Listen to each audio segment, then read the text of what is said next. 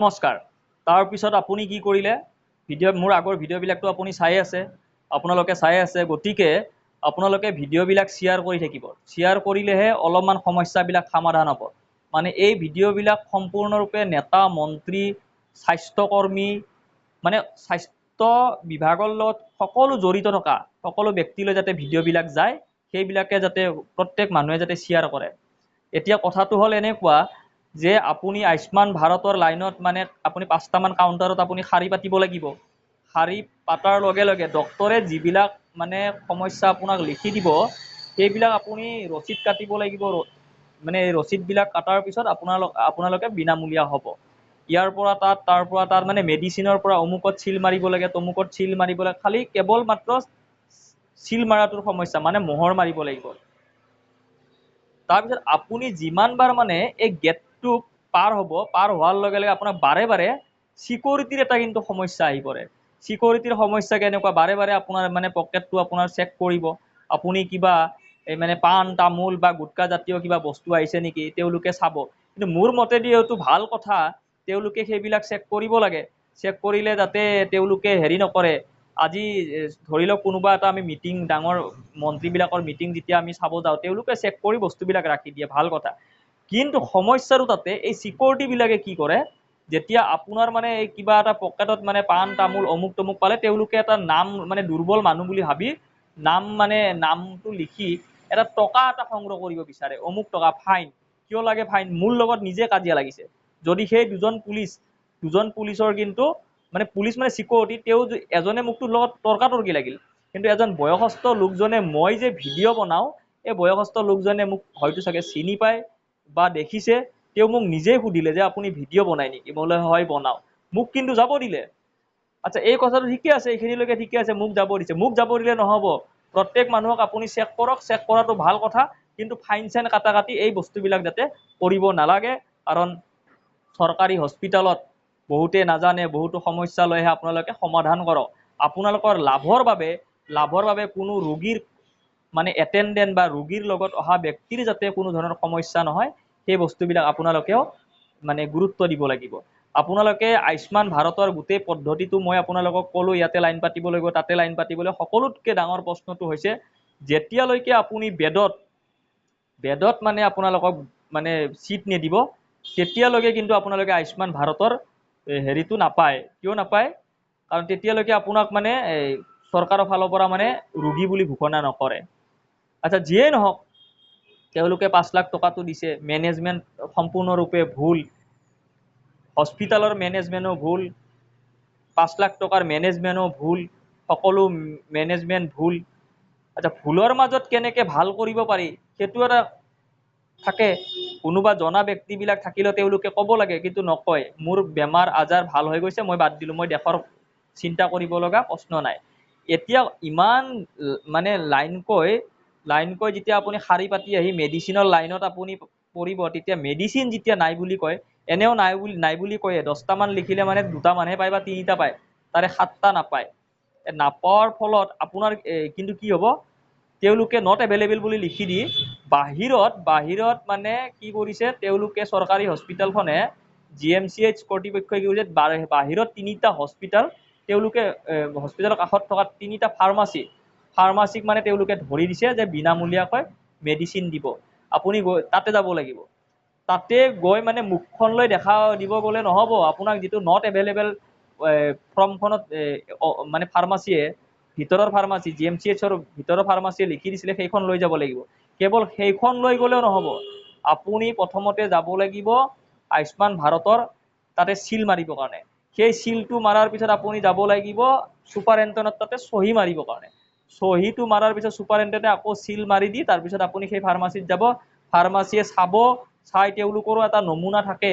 কিছুমানে দিয়ে, কিছুমানে নিদিয়ে। দাম হ'লে মানে তেওঁলোকে নাই বুলিয়ে কয় পটককৈ। কিন্তু তথাপিতো কিছুমান ফাৰ্মাচী 1-2টা দিয়ে, মই নকওঁ, নিদিয়া বুলি নকওঁ, 2-এটা দিয়ে। মেনেজমেণ্টৰ সম্পূৰ্ণৰূপে ইমান ভুল। তাতে কিমান ফাৰ্মাচীবিলাকে কোটি টকা লৈ উপাৰ্জন কৰি আছে। সম্পূৰ্ণৰূপে ৰোগীবিলাকৰ বিনামূলীয়া কৰি দিয়ক।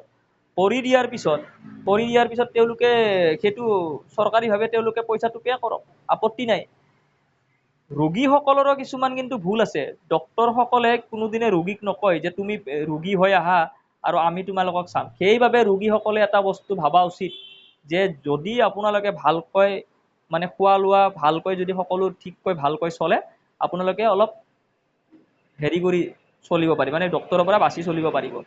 প্ৰাইভেটসমূহেতো টকাৰ ওপৰত পুৰা জোৰ দি চলি থাকে, কিন্তু চৰকাৰী পদ্ধতি থেকে মই কৈছোঁ, চৰকাৰী পদ্ধতিবিলাক যদি সম্পূৰ্ণৰূপে ঠিক নহয়, তেতিয়া জনসাধাৰণে এনেকে আজি নহয় 100 বছৰ পিছত হ'লেও শাৰী পাতিবই লাগিব। এই শাৰী পাতা পদ্ধতিটো, সেই মেনেজমেণ্টটো যদি অলপ ঠিক কৰিব বিচাৰে, তেতিয়া চৰকাৰে পাৰে, কিন্তু নকৰে। এতিয়া সেই পদ্ধতিবিলাক আৰু লাইনবিলাকত কিন্তু কাজিয়া হয়। যিবিলাক লাইনত আপুনি শাৰী পাতিব, সেইবিলাক কাজিয়া হয়। ৰিলিজ লোৱাৰ সময়তো আপুনি যদি 3টা-4টা বজাত যদি আপুনি ৰিলিজ ল'ব বিচাৰিছে, মানে ডিচাৰ্জ ঘৰত আহিব বিচাৰিছে, ডিচাৰ্জ ল'ব বিচাৰিছে, তেতিয়া কিন্তু আপুনি আকৌ 5 ঘণ্টা 6 ঘণ্টা লাইন পাতি ৰাতি মুঠতে 10টাৰ আগত আপুনি আহিব নোৱাৰে। এই এই প্ৰচেছবিলাক সকলোৱে জানে। আপুনি সেই কাঁহী বাতি যে আনিছিলে, সেই ভাতৰ কাৰণে আপুনি লাইন পাতিব লাগিব। সেইবাবে জীৱনটো অকল যদি লাইনতে নাথাকে, সেইবাবে এই বস্তুবিলাক সম্পূৰ্ণৰূপে ঠিক কৰিব লাগিব। আজি GMC যিখন পুৰণাখন কিন্তু পুৰণা হস্পিটেলখন কিন্তু আকৌ 2 মাহ বা 3 মাহৰ পিছত কিন্তু এইটো ভাঙি নতুনকৈ বনোৱা হ'ব। এই কথাটো মই খবৰত পাইছোঁ।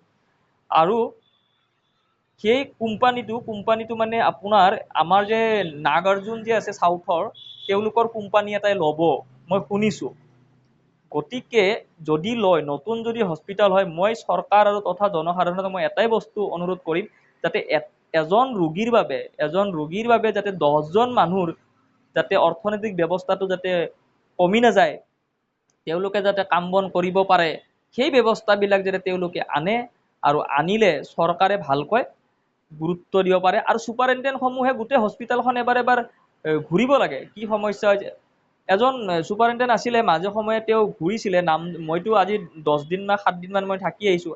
মোৰ 20 বছৰৰ অভিজ্ঞতা ফালৰ পৰা কৈ আছোঁ, মই হস্পিটেলসমূহত মই 20 বছৰৰ পৰা মই অহা যোৱা মই প্ৰায়ভাগ মই কৰিছোঁ। এজন ব্যক্তিক মই লগ পাইছিলোঁ, তেখেতে মাজে সময়ে কিন্তু অলপ অহা যোৱা কৰিছিলে।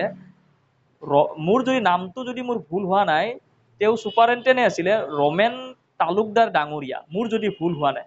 তেওঁ কিন্তু মাজে মাজে কিন্তু তেওঁ অনুসন্ধান কৰিব গৈছিলে। তেতিয়া কিন্তু অলপমান এটা মাজতে অলপমান কিবা এটা সামান্য এটা ভাল পৰিৱেশ কিন্তু হৈছিল। কিন্তু এতিয়া কিন্তু সেই ভাল পৰিৱেশৰ দিশটোবিলাক কিন্তু নাই।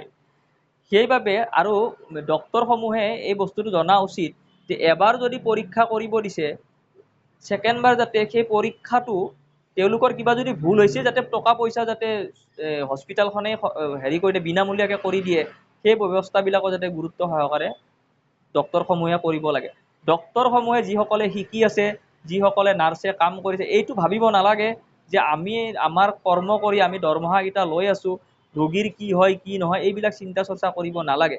যিখিনি কাম কৰিব লাগে সেই বহুত সততা, বহুত মানে আগ্ৰহেৰে, বহুত মনোযোগ দি যদি তেওঁলোকে যদি কৰে, তেতিয়া কৰিলে কিন্তু সকলো দেশৰ নাগৰিক বা সকলো জনসাধাৰণৰ কিন্তু ভাল হ'ব। মই ভাৰত তথা সকলো অসমৰ জনসাধাৰণক মই এটাই উপদেশ দিম যে আপোনালোকে হস্পিটেল যদি যায়, সদায় চৰকাৰীত যাওক। চৰকাৰীত বহুত মেচিনৰ পৰা সমগ্ৰ মেচিন আছে, কিন্তু প্ৰাইভেটত ইমানবোৰ নাই। সেইবাবে আপোনালোকে প্ৰাইভেটত কিন্তু খুব লুটালুটি কাৰবাৰটো বেছি। টকা আপোনাৰ যদি আছে আপুনি যাওক, আমাৰ আপত্তি নাই। কিন্তু মই ভাবোঁ যে জনসাধাৰণৰ এক শ্ৰেণীৰ ইমান টকা হ'ল কিয়? এইও এটা ডাঙৰ প্ৰশ্ন। ইমান টকা হ'ল কিয়? এক শ্ৰেণীৰ ইমান শূন্য কিয়? আজি ডক্তৰসমূহে যদি এটা প্ৰাইভেটকৈ যদি আপোনাৰ এজন পেচেণ্টৰ পৰা 800 টকা কৰি লয়, তেতিয়া যদি 40জন 50জন যদি মানে ৰোগীক যদি চোৱা চিতা কৰে, তেওঁলোকৰ কিমান টকা হয়? সেই বস্তুবিলাক চৰকাৰে কিন্তু আজিলৈকে গুৰুত্ব দিয়া নাই। চৰকাৰে গুৰুত্ব তেতিয়া দিব নেকি, যেতিয়া মানে আমাৰ এই নৱপ্ৰজন্ম ৰাজপথত ওলাই আহি যেনেকৈ শিক্ষামন্ত্ৰীক পদত্যাগ দিলে, যাতে স্বাস্থ্যমন্ত্ৰীকো তেওঁলোকে পদত্যাগ দিবৰ বাবে যাতে এনেকৈ যদি জনসাধাৰণে যদি আগ্ৰহ হৈ যায়, তেতিয়া কিন্তু আৰু পৰিস্থিতিটো কেনেকুৱা হ'ব। সেইবাবে নেতা মন্ত্ৰী ডক্তৰ সকলোৱে যাতে হস্পিটেলত কাজিয়া কি হ'ব লাগে, সৰু সৰু কথাত কাজিয়া হৈ যায়। ICU নাই, অমুক নাই, তমুক নাই, অমুকত যা তমুকত দৌৰ, মানে হাৰাশাস্তি, মুখৰ ব্যৱহাৰ ডক্তৰসমূহৰ অমুক, নাৰ্ছৰ তমুক, ৱাৰ্ড গাৰ্লৰ চিকিউৰিটি মানে অজস্ৰ মানে সমস্যা মানে আপুনি ক'ব নহয় যে এনেকুৱা লাগিব যে সমস্যাসমূহ ঠিক যাতে হয় নে নহয়, আহিব লগা নতুন প্ৰজন্মসমূহে বা আহিব লগা নতুন চামখিনিয়ে অসমখন তথা ভাৰতখনত সেই বিভাগসমূহক বিশ্বাস কেনেকৈ কৰিব। আজি যিসকল ডক্তৰবিলাকে আজি শিক্ষা লৈ আছে, তেওঁলোকে আহিব লগা নতুন প্ৰজন্মক কি শিক্ষা দিব? নে লুটালুটি ছিষ্টেমটোৱে চলি থাকিব, যাতে এনেকৈ টকা উপাৰ্জন কৰিম, তেনেকৈ কৰিম, অমুক কৰিম, তমুক কৰিম, মই নিজে মোৰ লাইফষ্টাইলটো মই বচাই ৰাখিম। কিন্তু মই মাজতে কেইটামান কথা ক'ম, এজন ডক্তৰ কিন্তু ভাল, এজন চাফাই কৰ্মীও ভাল, সকলোতে কিন্তু এজন ভাল একদম আছে। তেওঁলোকে লোভ নকৰে, তেওঁলোকে নিজৰ কৰ্মটো পালন কৰি তেওঁলোকে গুচি যায়। তেওঁলোকে সদায় নিজৰ আগ্ৰহটো তেওঁলোকে দেখুৱাইছে, মই নিজ চকুৰে দি মই দেখিছোঁ। কিন্তু এশৰ ভিতৰত যদি এজনেই যদি সেই নিষ্ঠাটো যদি দেখুৱাই থাকে, তেতিয়াহ'লে কিন্তু সমাজত কিন্তু ভাল কিন্তু বাতাবৰণ কিন্তু নহ'ব। আজি ইমান ডাঙৰ হস্পিটেল, সমগ্ৰ অসমৰ যদি ডাঙৰ হস্পিটেল বুলিয়ে যদি কওঁ আমি, GMCH বুলিয়ে ক'ম, একদম মানুহৰ মুখে মুখে ভঙা গড়, কিন্তু মানুহৰ মুখত একদম প্ৰচলিত ভাঙা ঘৰ। এই ভাঙা ঘৰ হস্পিটেলটোৱে প্ৰচলিত। সেইবাবে মোৰ এই ভিডিঅ'টো সকলো ডক্তৰ, সকলো কাম কৰা ব্যক্তিলৈ আৰু ৰোগীসকললৈ মই কওঁ যে আপোনালোকে ডক্তৰকো সহযোগ কৰক আৰু ডক্তৰেও ৰোগীক সহযোগ কৰক। আৰু কোনোদিনে আপোনালোকে এই বস্তুবিলাক ভাবিব নালাগে। আৰু সকলোতকৈ ডাঙৰ কথা মই কওঁ যে চৰকাৰে যিহেতু হিন্দু মুছলিম যিহেতু কৰিয়ে থাকে, জাতি সংঘৰ্ষ কৰি থাকে, মই কিন্তু হস্পিটেলত কিন্তু জাতি সংঘৰ্ষটো মই দেখা নাই। আজি মুছলিম সম্প্ৰদায়ৰ মানুহখিনিকো মই এটা কথা কৈ দিওঁ, আপোনালোকে বিজেপিক যিহেতু বেয়া পায়, অমুক পায়, কিন্তু আপোনালোকে এই 5 লাখ টকাৰ সুবিধাটো কিন্তু আপোনালোকেও লৈ আছে। গতিকে 5 লাখ টকা লৈ থকা সুবিধাটো, আয়ুষ্মান ভাৰতৰ সুবিধাটো যিহেতু লৈ আছে, সেই সুবিধাটো লোৱাৰ কাৰণে আপোনালোকে এই চৰকাৰখনকো কিন্তু সহযোগ কৰিব লাগিব। সহযোগ নকৰিলে কিন্তু অলপ অসুবিধা হ'ব। ইমান ডাঙৰ আপোনালোকে কৰিছে।